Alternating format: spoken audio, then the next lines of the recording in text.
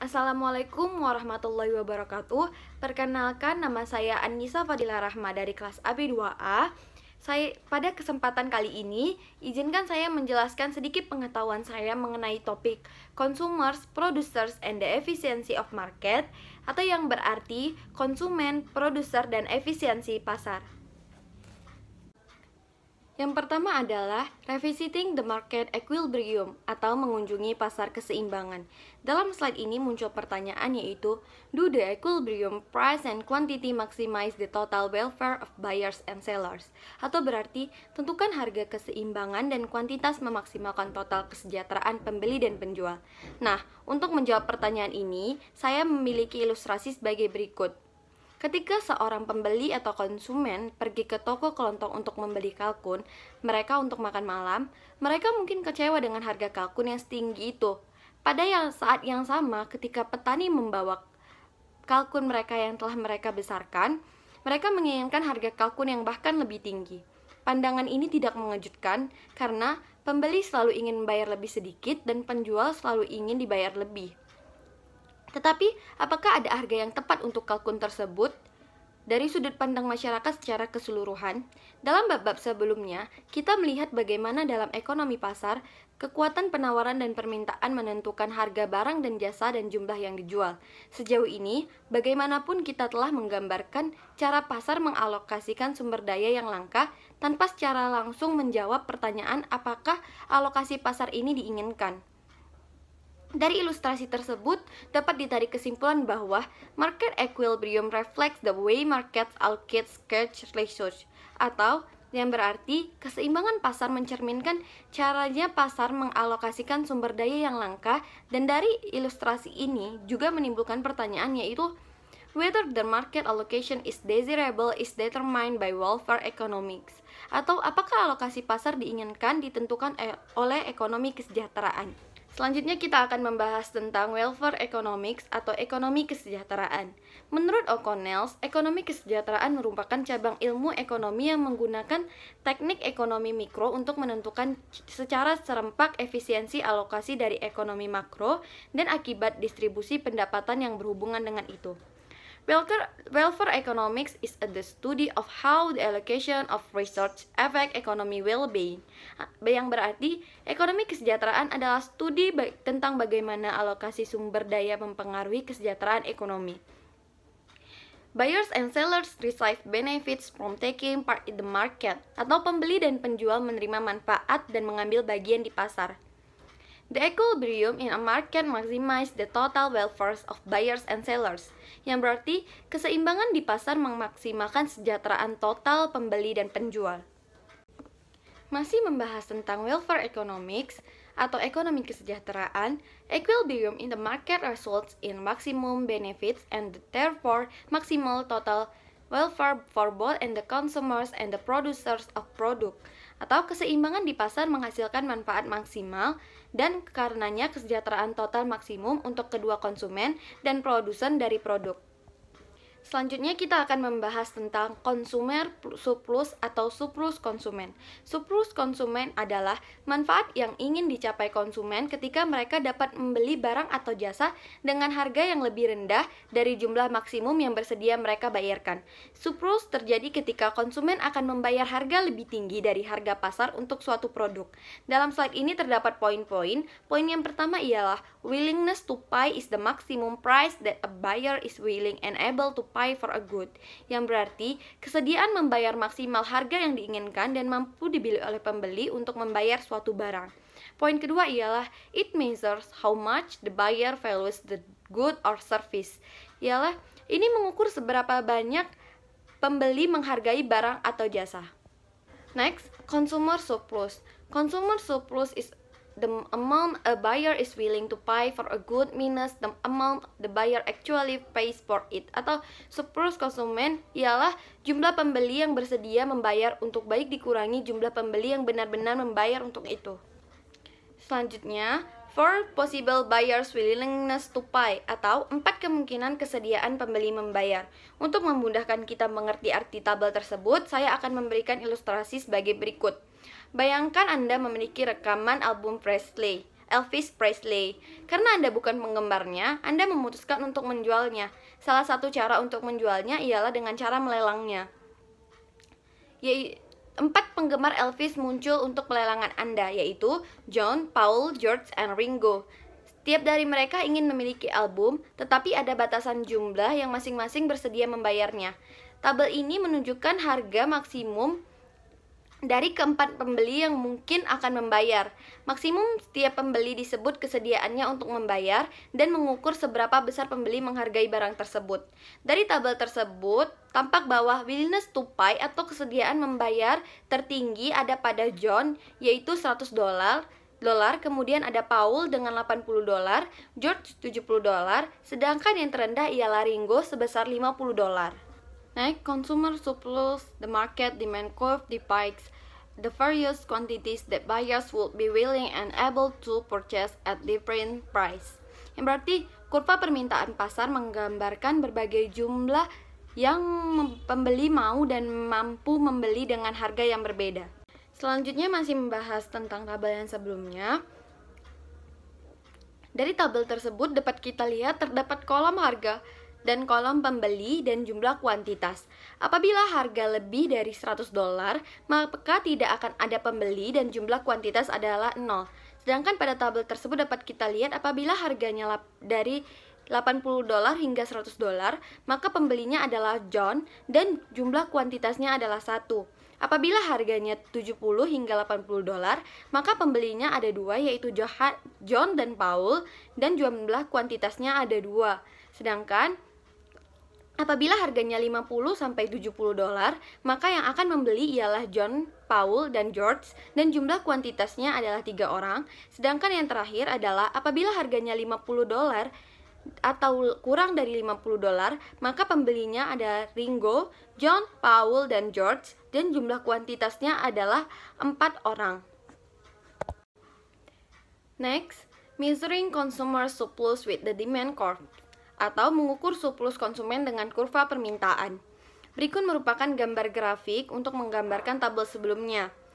Tampak bahwa $100 merupakan kesediaan John untuk membayar, $80 ialah kesediaan Paul untuk membayar, $70 kesediaan George untuk membayar, dan yang terakhir adalah $50 adalah kesediaan Ringo untuk membayar albumnya. Dan bagian bawah grafik tampak bahwa dapat kita lihat itu ialah jumlah permintaan album, yaitu apabila seharga $100 maka jumlahnya adalah 1, $80 ialah 2 orang, sedangkan $70 ialah 3, dan yang terakhir apabila harganya $50 maka jumlah permintaan album adalah 4. Next, masih pada topik measuring consumer surplus with the demand curve, atau mengukur surplus konsumen dengan kurva permintaan. Dari grafik ini dapat kita lihat bahwa surplus konsumen John ialah sebesar $20. Selanjutnya pada grafik kedua menunjukkan surplus konsumen dari John dan surplus konsumen dari Paul adalah 10. Konsumen dari John ialah sebesar $30, sedangkan surplus konsumen Paul adalah $10, dan total konsumen kelebihan ialah sebesar $40. Measuring consumer surplus with the demand curve, atau mengukur surplus konsumen dengan kurva permintaan. The area below the demand curve and above the price measures the consumer surplus in market, atau area di bawah kurva permintaan dan di atas harga mengukur surplus konsumen di pasar. Next slide ialah membahas tentang how the price affects consumer surplus, atau bagaimana harga mempengaruhi konsumen kelebihan. Selanjutnya saya akan menjelaskan sedikit mengenai grafik tersebut, yaitu surplus konsumen sekarang sama dengan ADF area. Peningkatan atribut surplus konsumen mampu menurunkan harga adalah area BCFD. Peningkatan surplus konsumen ini terdiri dari 2 bagian. Pertama, mereka membeli yang sudah membeli Q1 barang dan harga lebih tinggi P1 lebih baik karena mereka membayar lebih sedikit. Peningkatan surplus konsumen dari pembeli yang ada adalah pengurangan jumlah yang mereka bayarkan. Itu sama dengan luas persegi panjang BCED. Kedua, beberapa pembeli baru memasuki pasar karena mereka bersedia untuk membeli barang bagus dengan harga yang lebih murah. Akibatnya, jumlah yang diminta di pasar meningkat dari Q1 ke Q2. Selanjutnya masih tentang consumer surplus and economy well-being, atau yang berarti surplus konsumen dan ekonomi kesejahteraan. Dari berbagai tabel yang saya jelaskan sebelumnya, dapat kita tarik kesimpulan yaitu consumer surplus, the amount that buyers are willing to pay for a good minus the amount they actually pay for it, measures the benefit that buyers receive from a good as the buyers themselves purchase it. Yang berarti surplus konsumen ialah jumlah yang bersedia dibayar pembeli untuk suatu barang dikurangi jumlah yang sebenarnya mereka bayar untuk itu. Mengukur manfaat yang diterima pembeli dari suatu barang seperti yang dirasakan pembeli sendiri. Selanjutnya kita akan membahas tentang producer surplus atau yang berarti surplus producer. Producer surplus is the amount seller is paid minus to the cost of production. Yang berarti surplus produsen adalah jumlah yang dibayar penjual dikurangi biaya produksi. It measures the benefit to sellers participating in a market. Ini berarti producer surplus mengatur manfaat bagi penjual yang berpartisipasi di pasar. Pada slide kali ini terdapat tabel yang menjadi contoh untuk producer surplus. The cost of 4 possible sellers atau biaya dari kemungkinan penjual. Di sini terdapat tabel tentang biaya dari 4 kemungkinan penjual. Terdapat kolom penjual dan biaya. Yang pertama ialah Maria yang mempunyai biaya $900, Frida $800, George $600, dan Grandma sebesar $500. Producer surplus and the supply curve atau producer surplus dan kurva penawaran. Just a consumer surplus is related to demand curve, producer surplus is closely related to supply curve. Atau berarti sama seperti surplus konsumen terkait dengan kurva permintaan, surplus produsen terkait erat dengan kurva penawaran. At any quantity, the price given by the supply curve shows the cost of the market seller, the seller who would leave the market first if the price were any lower. Atau pada kuantitas berapapun, harga yang diberikan oleh kurva penawaran menunjukkan biaya penjual marginal. Penjual yang akan meninggalkan pasar terlebih dahulu jika harganya lebih rendah. Selanjutnya, saya akan membahas tentang supply schedule from the 4 possible sellers atau jadwal pasokan untuk 4 kemungkinan penjual. Dari tabel ini dapat kita ilustrasikan menunjukkan biaya masing-masing pelukis. Karena biaya seorang pelukis adalah harga terendah, dia akan menerima untuk pekerjaannya. Biaya adalah ukuran kesediaannya untuk menjual jasanya.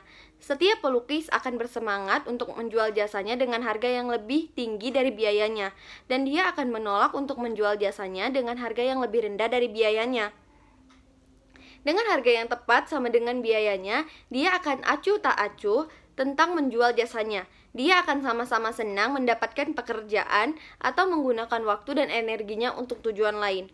Dapat kita lihat di sini, terdapat tabel yang berisi kolom harga penjual dan kuantitas barang dipasok. Yang pertama ialah harga $900 atau lebih penjual yang ingin menjual barangnya, yaitu Maria, Frida, George, dan Grandma.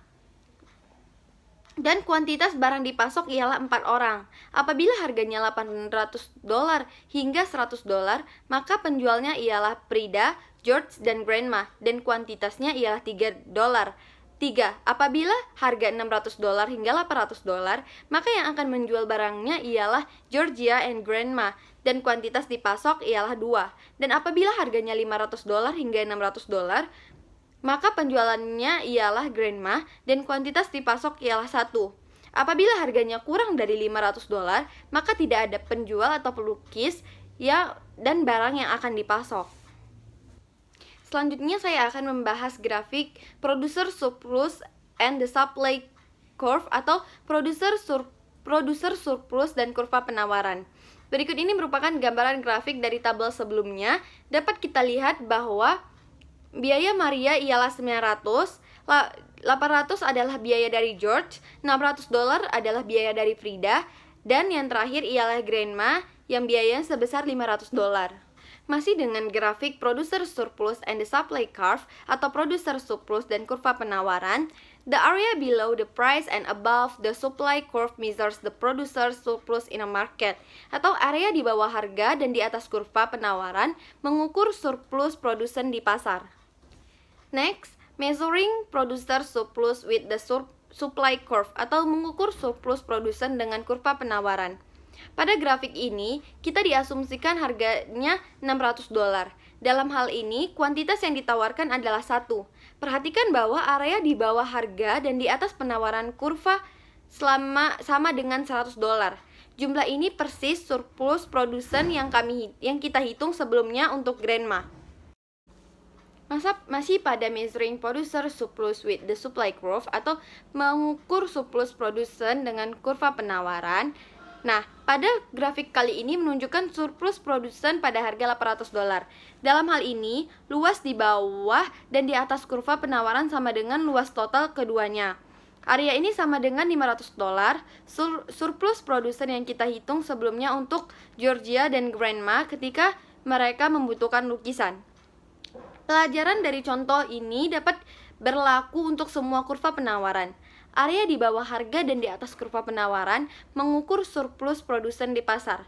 Logika sederhana, ketika ketinggian kurva penawaran mengukur biaya penjual dan perbedaan antara harga dan biaya produksi adalah produsen masing-masing penjual kelebihan. Selanjutnya kita akan membahas how price affects producer surplus atau bagaimana harga memengaruhi produsen kelebihan. Pada grafik ini menunjukkan apa yang terjadi ketika harga naik dari P1 ke P2. Produser surplus ditambah sekarang sama dengan luas ADF. Peningkatan surplus produsen ini memiliki dua bagian. Pertama, penjual yang sudah menjual Q1 barang dengan harga lebih rendah, P1 adalah lebih baik karena mereka sekarang mendapatkan lebih banyak untuk apa yang mereka jual. Kenaikan produser surplus untuk penjual yang sama dengan luas persegi panjang BCED. Kedua, beberapa penjual bersedia memproduksi barang di harga yang lebih tinggi, menghasilkan peningkatan kuantitas yang ditawarkan dari Q1 ke Q2. Itu surplus produsen. Pendatang baru ini adalah luas segitiga CEF. Selanjutnya kita akan membahas mengenai market efficiency atau yang berarti efisiensi pasar. Consumer surplus and producer surplus may be used to address the following question. Atau surplus konsumen dan surplus produsen dapat digunakan untuk mengatasi pertanyaan berikut, yaitu is the allocation of resources determined by free markets in any way desirable? Atau apakah alokasi sumber daya ditentukan oleh pasar bebas dengan cara apapun yang diinginkan? Economic well-being and total surplus atau kesejahteraan ekonomi dan total kelebihan. Consumer surplus sama dengan value to buyers minor amount paid by buyers, atau konsumen sama dengan nilai untuk pembeli dikurang jumlah yang dibayarkan kelebihan pembeli oleh pembeli. Producer surplus sama dengan amount received by sellers minus cost to sellers, atau produser pembeli sama dengan jumlah yang diterima dikurang biaya oleh penjual. Pada slide ini masih membahas tentang market efisiensi atau efisiensi pasar. Market efficiency is achieved when the allocation of resource maximize total surplus. Yang berarti efisiensi pasar dapat dicapai ketika alokasi sumber daya memaksimalkan total surplus. Market efficiency. In addition to market efficiency, a social planner might also care about equity, the fairness of the distribution of well-being among the various buyers and sellers. Yang berarti, selain efisiensi pasar, perencana sosial mungkin juga peduli tentang keadilan distribusi kesejahteraan di antara berbagai pembeli dan penjual. Evaluating the market equilibrium atau mengevaluasi keseimbangan pasar. Berikut terdapat grafik dari evaluasi keseimbangan pasar. Next, consumer and producer surplus in the market equilibrium atau surplus konsumen dan produser dalam keseimbangan pasar. Berikut merupakan grafiknya. Selanjutnya kita akan membahas mengenai 3 insight concerning market outcomes atau yang berarti 3 wawasan tentang hasil pasar. Yang pertama, poin pertama, free markets allocate the supply of goods to the buyers who follow them most highly. Yang berarti pasar bebas mengalokasikan pasokan barang kepada pembeli yang paling menghargainya. Selanjutnya, grafik the efficiency of the equilibrium quantity, yang berarti efisiensi keseimbangan harga kuantitas. Berikut merupakan grafik tentang efisiensi keseimbangan kuantitas. The efficiency of the equilibrium quantity efficient atau efisiensi kuantitas keseimbangan.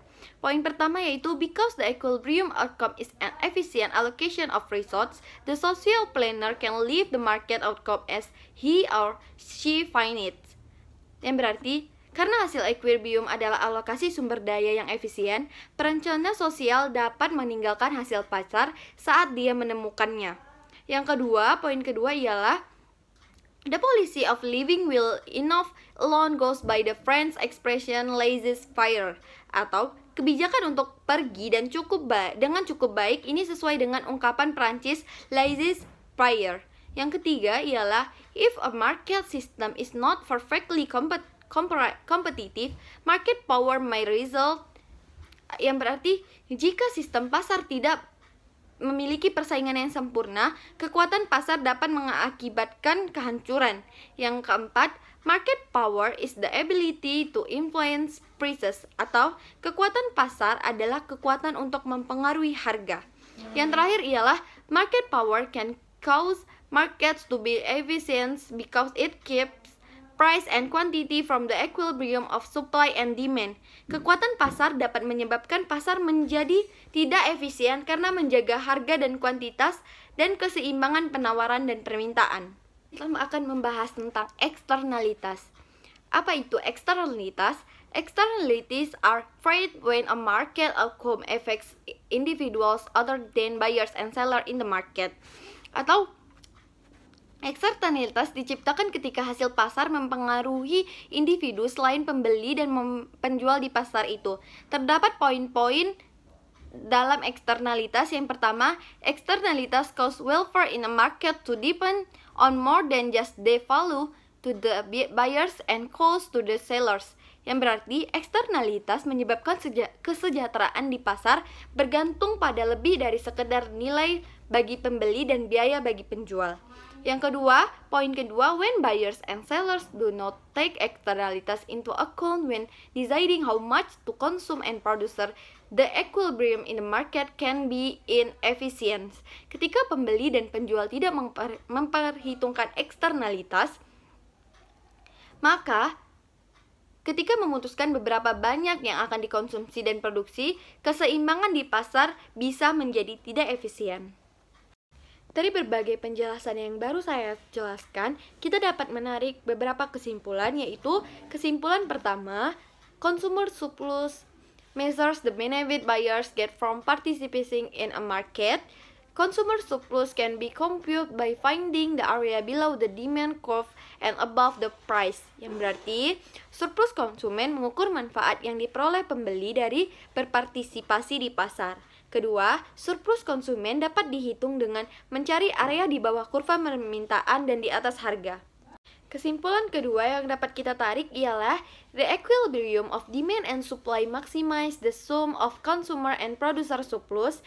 Yang kedua, this is as if the invisible hand of the marketplace leads buyers and sellers to allocate resources efficiently. Yang ketiga, markets do not allocate resources efficiently in the presence of market failures. Berarti, keseimbangan permintaan dan penawaran memaksimalkan jumlah surplus konsumen dan produser. Selanjutnya, keseimbangan permintaan dan penawaran memaksimalkan jumlah surplus konsumen dan produser.